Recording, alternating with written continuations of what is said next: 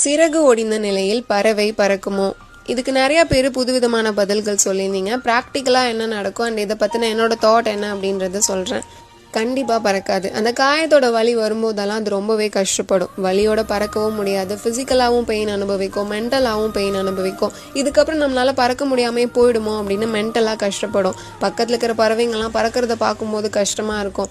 ஆனாலும் கொஞ்ச நாள் தாங்கிட்டு வெயிட் பண்ணதுக்கப்புறம் அதோட காயம் ஆறி இருக்கும், வலியும் மறைஞ்சிருக்கும். ஆனால் தழும்பு என்னவோ இருக்க தான் செய்யும். ஆனால் அது பெருசாக பாதிக்காது. எல்லாத்தையும் விட மறுபடியும் பறக்கிறோம் அப்படின்ற சந்தோஷம் பெருசாகவே இருக்கும். இன்னைக்கு நிறைய பேரோட வாழ்க்கை சிறகு ஒடிஞ்ச பறவை போல தான் இருக்குது. மனதளவில் காயப்படுற காரியங்கள் நடக்கும் போதெல்லாம் ரொம்பவே பெயின் அனுபவிப்போம். இந்த வலியோட தான் கடைசி வரை இருக்கணுமா அப்படின்லாம் தோணும். மற்றவங்களாம் நம்ம ஏஜில் லைஃப் எப்படிலாம் என்ஜாய் பண்ணுறாங்க, நம்ம தான் இப்படி இருக்குமோ அப்படின்னு நினைக்கும் போதெல்லாம் அது ஒரு விதமான வலியை கொடுக்கும். வெயிட் பண்ணுங்க, எல்லா வலியும் தாங்கிட்டு காத்துருங்க. இன்னும் கொஞ்ச நாள்ல காயம் ஆறிடும், வலியும் மறந்துடும். ஆனா காயத்தை கொடுத்தவங்களோட நினைவுகளும் சூழ்நிலைகளும் மறக்காது. ஆனா அந்த பெருசாவும் பாதிக்காது.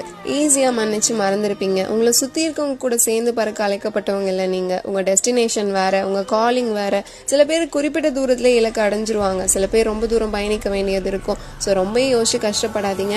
அண்ட் மை கன்க்ளூஷன் இஸ், சிறகு ஒடிந்த நிலையில் உள்ள பறவையின் காயம் ஆறிய பின் அதன் பாதையில் சரியாய் பறக்கும்.